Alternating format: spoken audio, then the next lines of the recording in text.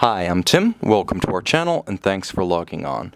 Today we're discussing the latest generation of Audemars Piguet Royal Oak Offshore Diver, reference 15710ST. You can see and you can purchase this example on our website. Subscribe to our YouTube channel if you enjoy these videos, and please click on the card in the upper right hand corner of the screen at any time during this video to see our full sales listing for this watch, with additional accessories included in the sale, more high resolution images for your desktop, and of course complete pricing details for this Audemars Piguet Royal Oak Offshore Diver. Now the watch you see here represents the latest generation. Since 2014, this has been the face of the 15710. And I should mention, too, that for those of you who are motorsports fans, you see plenty of Italian racing red, you see plenty of British racing green, you even see a little bit of German racing silver and French blue. What you hardly ever see is a modern luxury watch with American racing colors, and indeed white with blue accents, generally a blue stripe or a double stripe, is the historic color for American racing cars competing domestically and overseas. So if you do have an interest in motorsports and you hail from the great old US of A, this watch is right up your alley in more ways than one. Or perhaps I should say, in your lane. Now the watch on my wrist is 42 millimeters across the round of the case. That's not inclusive of the crown that rotates the internal bezel, nor is it inclusive of the crown guard or winding crown at 3 o'clock. The watch does wear more compact than the Offshore chronograph. Without the module for the chronograph, it's 14 millimeters thick, and it does have some fighting chance against perhaps a blazer or a sport jacket cuff.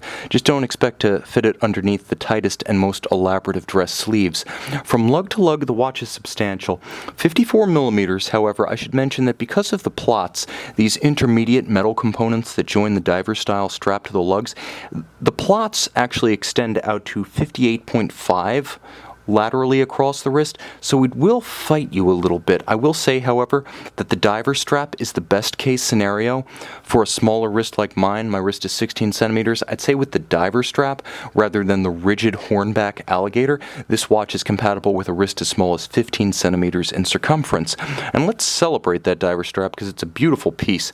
Originally introduced exclusively for the diving models during the 2000s, it quickly became a general option and popular aftermarket accessory because it looks good, it's versatile, no taking off a alligator to go in the water, and it's comfortable. You can see it has strong character lines on the top to add definition, and you can see that it is a cut, not a molded strap, and that's how these fine details, such as the tapering bevel on the flank that matches the bevel of the case, are executed.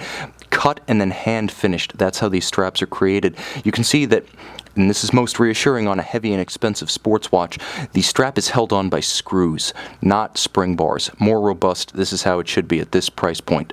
You'll also note that it is a very supple, natural vulcanized rubber, very comfortable, rich blue navy.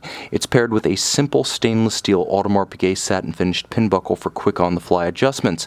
Back to the case.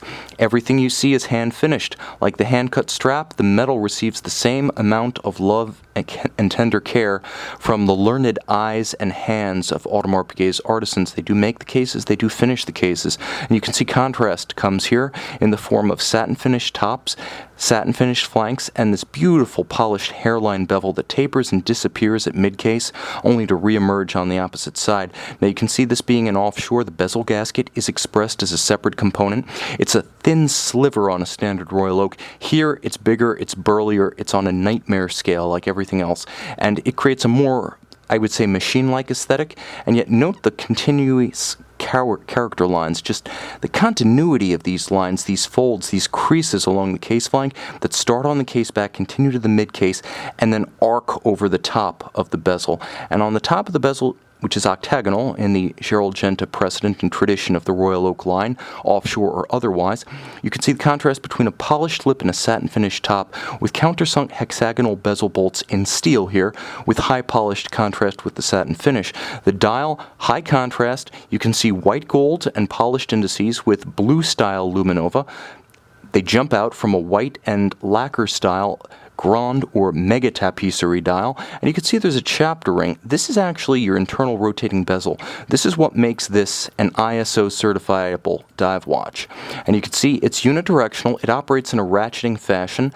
The nitrile coated crown at 10 o'clock, screws out to allow you to rotate the bezel, and in a lot of ways you get the same functionality you'd get on the chronograph, as you can simply line up the triangular index depending on the time you want to measure, with the minute hand for 0 to 60-minute timing, or with the hour hand if you want to time an interval of hours. Much easier to use than a chronograph with its small sub-registers. I've always found that this is the best way to time anything that really matters. Now, there is a date window, and the date window is subject to a quick set and a magnifier, so you can rapidly cycle it if it runs down post-2014.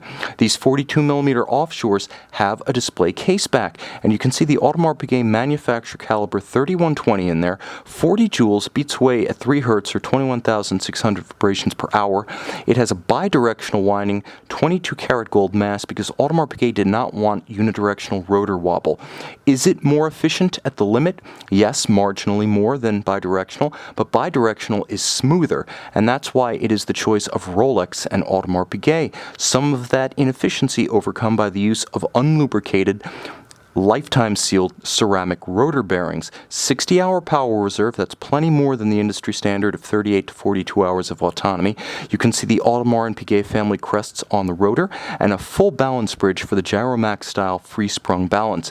Those two features, the full bridge anchored on both sides and the free-sprung balance, making this a very tough and durable sports watch style movement. Of course, I mentioned it as a quick set for the date. It also has a hacking function when you pull the crown and stop the balance to halt the seconds hand. 300 meters water resistant.